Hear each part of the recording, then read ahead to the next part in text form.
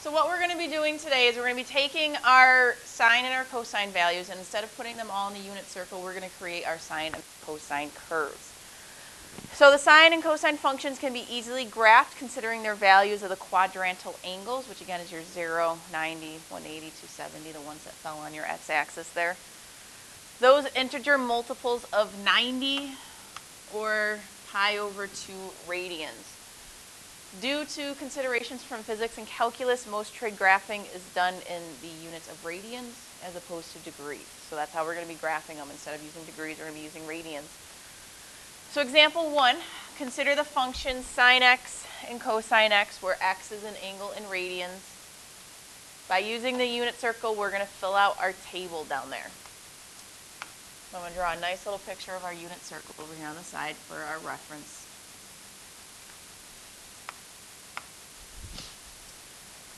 So again, over here, this is 0 degrees.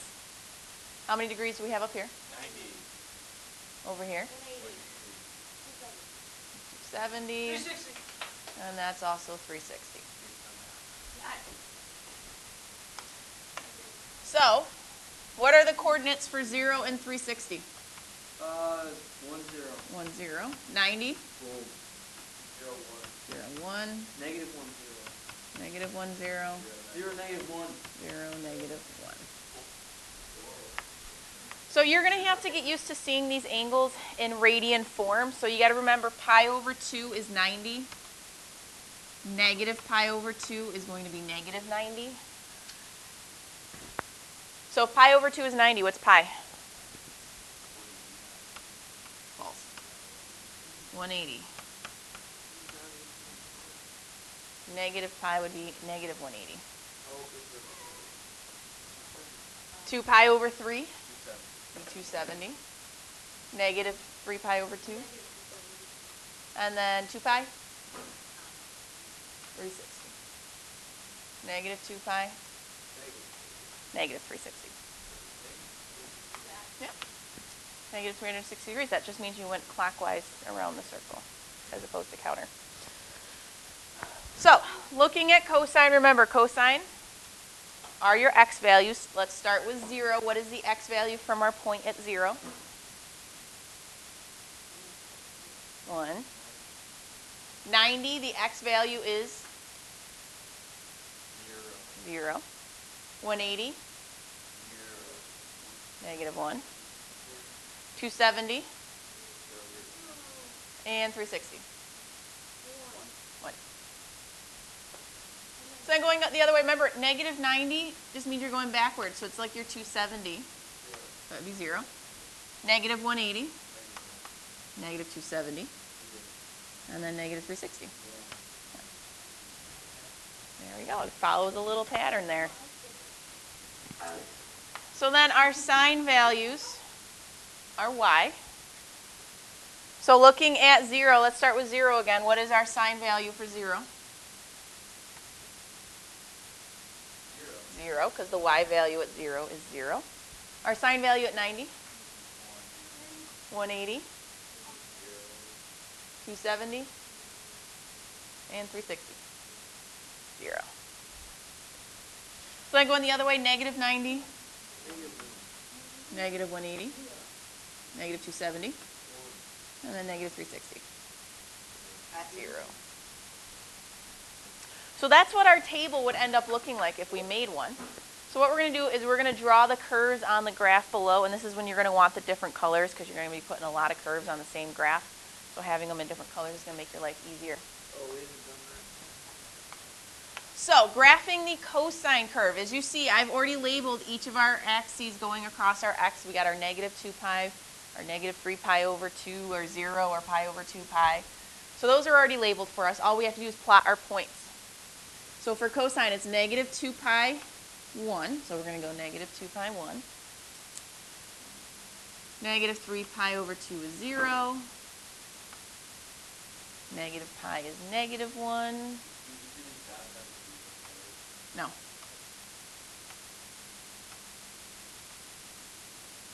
And if you just keep following your numbers.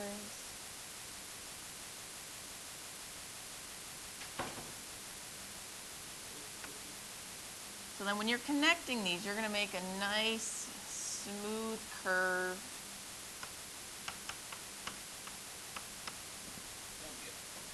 And that is our basic cosine curve.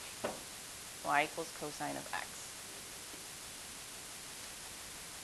You know it's going to be a cosine curve because at 0, cosine always starts at a number. So in this case, it starts at 1. It doesn't start at 0. So let's go ahead and draw our sine curve. So you're going to want to use a different color for your sine curve. So negative pi over 2 and 0. And then 1, 0, negative 1, 0. 1, 0, negative 1, 0.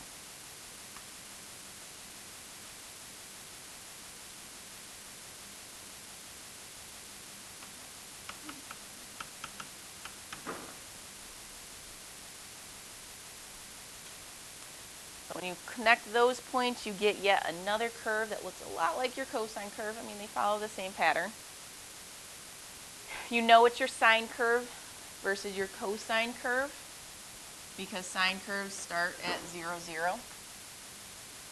They will always start at 0, 0, where your cosine, they will start somewhere else. They won't start at 0. These curves are used a lot. These are actually what sound waves look like if you were to look at them as they pass through the air. These are just very basic sound curves. You get ones that gets pretty high in frequency and amplitude. So if you have a curve that looks kind of like this, that's a more high-pitched noise, and it's pretty loud. If you get one that's more like this, that one's a lower pitch sound because it's moving slower and it's not going up as high. So there's a lot of different things you can do with these. There's a lot of scientific applications with these as well. Earthquakes, yep. So the domain and the range of the sine and cosine functions are the same, so state them below in interval notation. So up above on our graph, for our domain, we graphed it from negative 2 pi to positive 2 pi, and we put the brackets around them because we did include those 2 points. We did actually graph at negative 2 pi and positive 2 pi.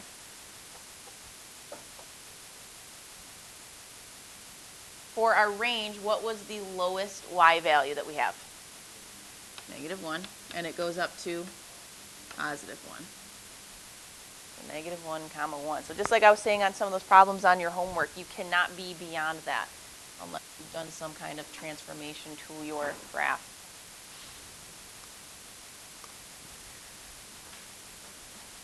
So then they want to know, after how much horizontal distance will both sine and cosine repeat its basic pattern? This is called the period of the trigonometric graph. Because these graphs have patterns that repeat, they're called periodic because they always keep repeating that same pattern. So if we look at our graph up here, I'll draw my line here at 0. So if I follow my sine curve, it goes up, comes back down, and then it goes up again, and it's back to where it started. So this is one complete sine curve. How long did it take for that to happen?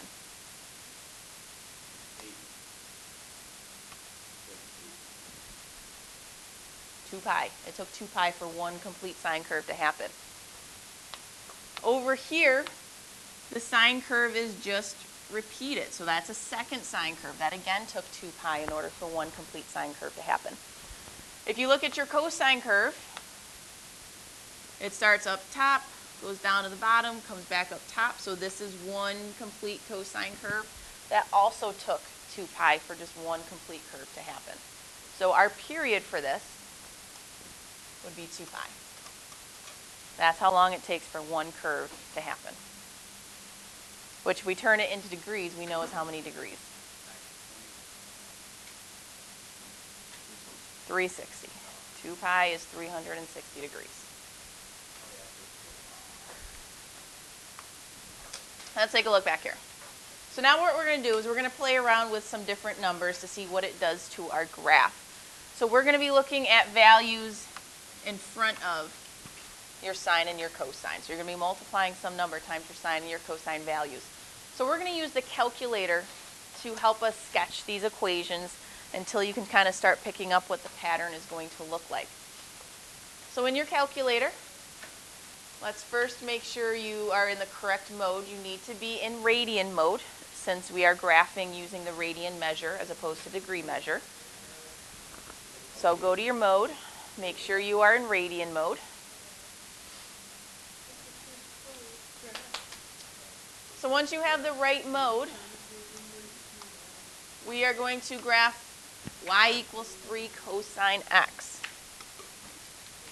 So we'll go to your y equals, type in 3 cosine x.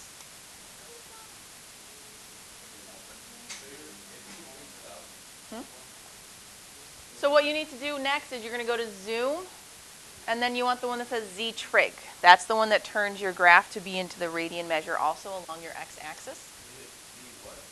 Z trig, so zoom and then the number 7. Try again. Maybe you're supposed to type something after cosine.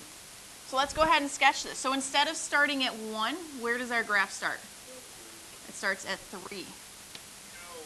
So at 0, I'm going to go up to 3 and put my dot. The next spot is still a 0 because that's not going to get changed. And then instead of -1, it goes down to what? -3. And then back to 0. And then back up to 3. And then the same thing happens on the other side, 0, -3, 0, +3. So once you've got your points, go ahead and draw your little cosine curve.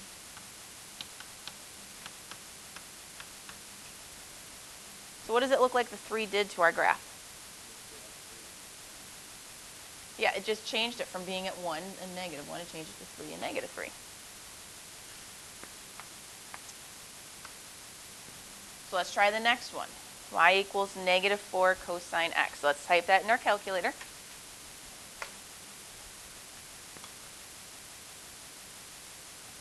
-4 cosine x.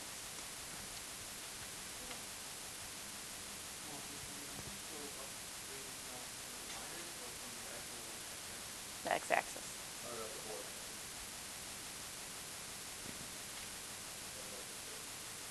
Well, it didn't bring it up to 4.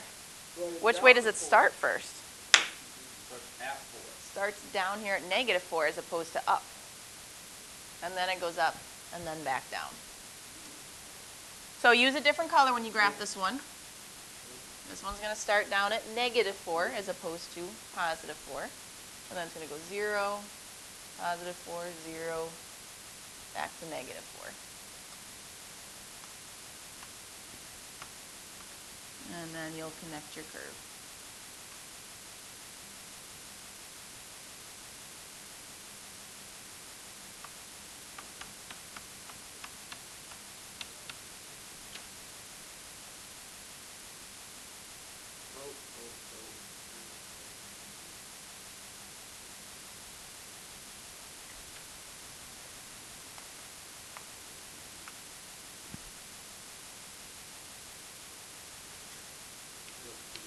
So 3/2 cosine x. Does anybody want to predict what they think is going to happen?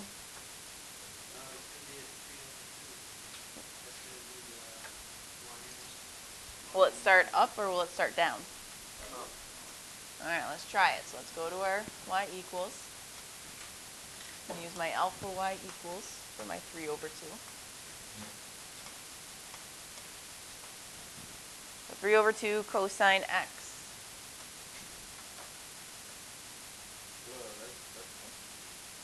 So how high is it going? 1.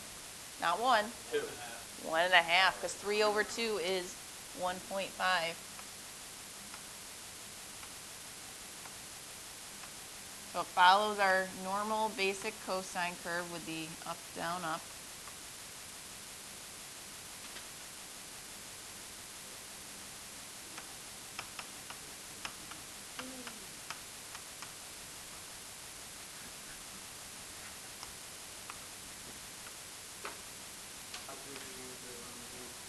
So you can start at -2, and then it goes up to +2. You can check it in the calculator if you want to.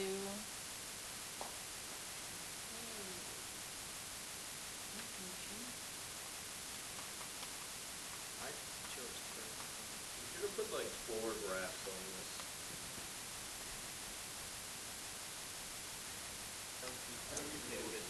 So, that number out in front of our cosine, that is what we refer to as your amplitude. So that tells you how high up or how low down your graph is going to go.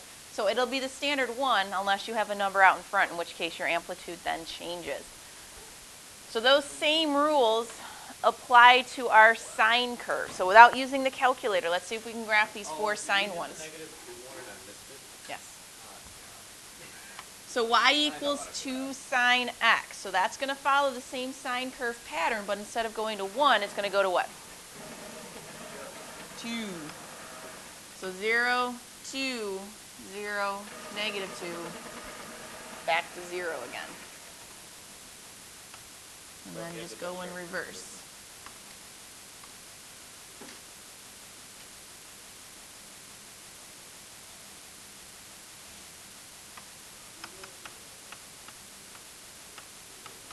So y equals 2 sine x. Instead of the 1s, it's going to go up to 2s and down to -2.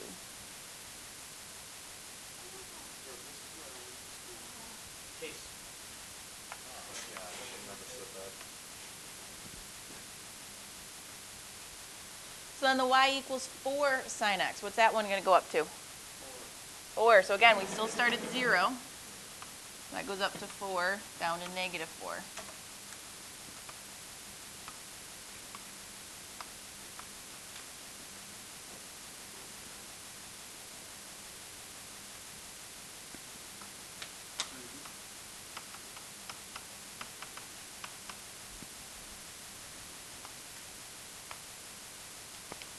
So what do you think will happen with the -3 sine x? It'll go down first. So down to -3 and then up to +3.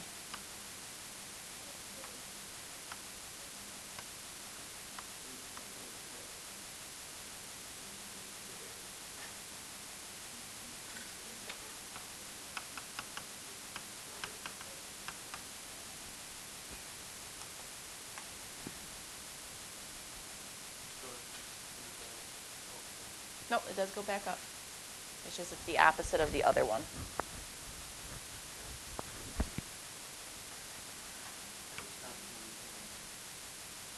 I hope your graph is accurate.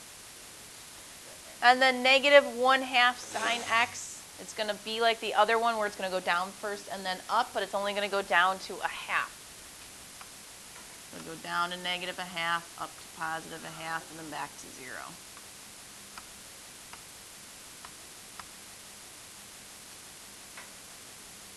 In this one, when we start, it's always crossing like the origin, and then the other one we always start at All right. So we did our amplitude. Amplitude was our letter A, and we saw what that did. That made your peaks go higher or lower, depending on what the number is for your amplitude. We're going to also now deal with a vertical shift. So we're going to be looking at the numbers at the end for our vertical shift. This is just like your other graphs whenever you had to do a vertical shift. You're just literally taking the graph and you're going to moving it up or down depending on what the number is. So with each graph, they have this middle point here. We refer to this middle part as the midline. The midline has always been the x-axis so far in those last graphs that we were just doing. So what we're going to be doing now is we're going to be taking that midline and you're going to be moving it up and then drawing your graph based off of that. So if I have f of x equals sine x plus 3, that means I'm going to take my midline, move it up 3 units, and that's now where the middle of our graph is going to be. That is where everything else is going to be centered about.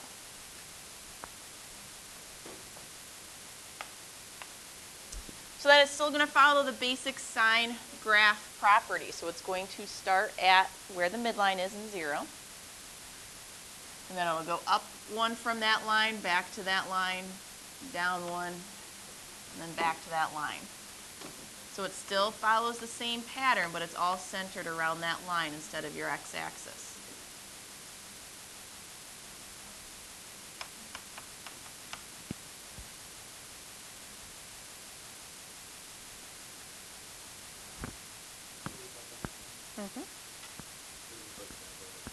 Yes, we did. So how would the graph be shifted? It moved up 3 units. And that was because of the +3 at the bottom, or at the end. What if it said like -3 at the end? What would I have done? Yep, it would go down if it was a minus.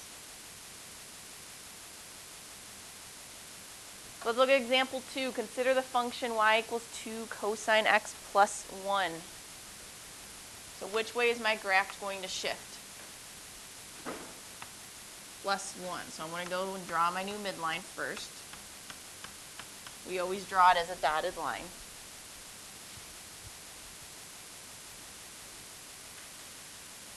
So then what's our amplitude for our cosine curve here? Amplitude is a 2, so instead of going to 1 and -1, it's going to go 2 and -2. So that means it's going to go up 2 from our new midline. Then it's going to go back to the midline. And then down 2 from it, back to it, and then up 2. Yes. Well, it always starts up. Unless it's a negative amplitude, then it starts down.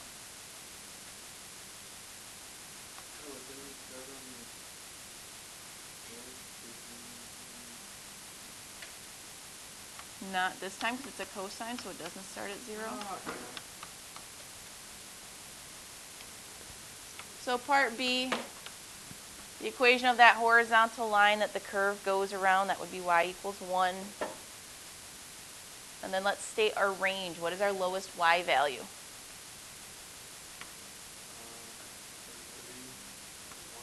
-1. And then our highest y value? 3. So our range would be from -1 to 3.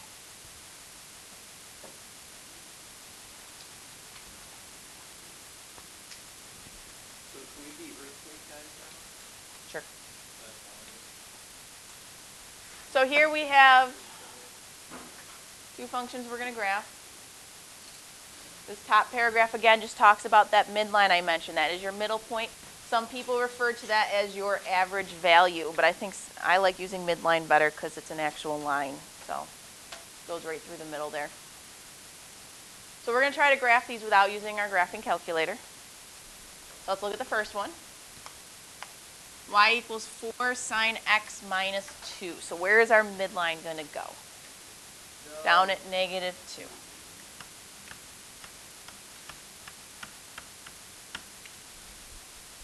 So there's my midline. So now since it's 4 sine x, sine always starts where? So it's going to start right there at 0 in your midline.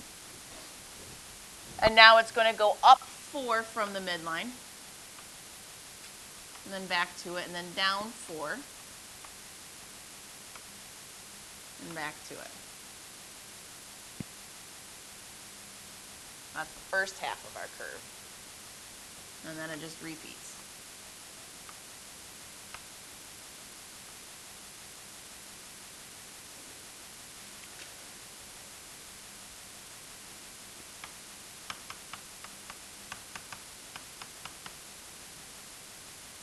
Y equals 4 sine x minus 2. So what would be our range of that function? What's our lowest y value?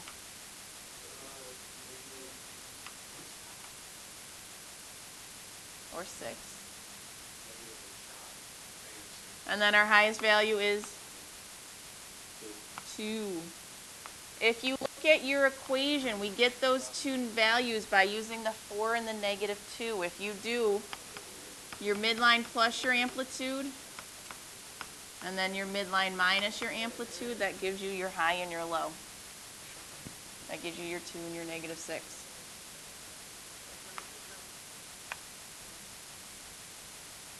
All right, so take a look at the next one. Negative 2 cosine x plus 3. Where do we start?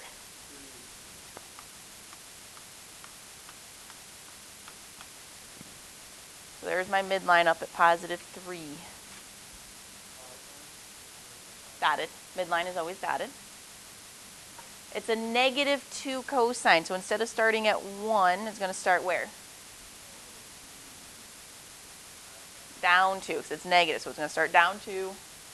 Go to your midline, up 2, midline, and then down 2. And then it follows that same pattern on the other side.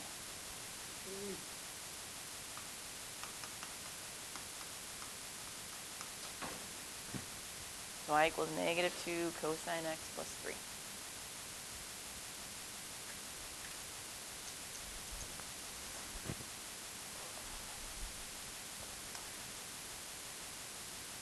So what would our range be here? Our lowest y value on my blue graph there. 1. And it goes up to 5. So for example 4, what they want us to do is they want us to determine the range of the function without drawing the graphs of them. So for the range, what you're going to do is you're going to take your c value and add your amplitude to it. And then take your c value and subtract your amplitude for it. And that's going to give you your range. So for our first problem, our c value is a 4. Our amplitude is a 7, so 4 plus 7 gives us a high of 11. And then 4 minus 7 gives us a low of negative 3. So our range would be negative 3 to 11.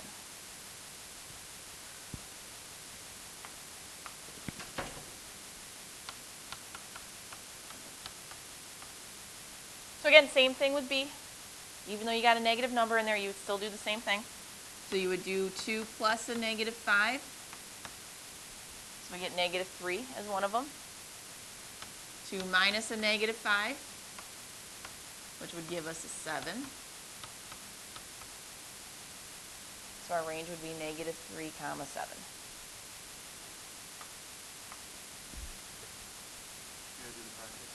Yes. So for the last one, C, 35 plus 25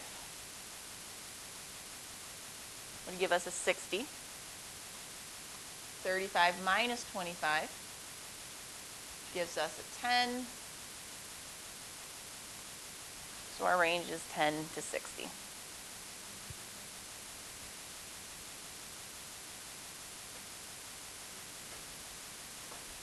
So I'm looking at our last one there. The graph below shows a sinusoidal curve of the form a sine x plus c. Determine the values of a and c and show how you arrived at your result. So as I was saying, c, that is our midline.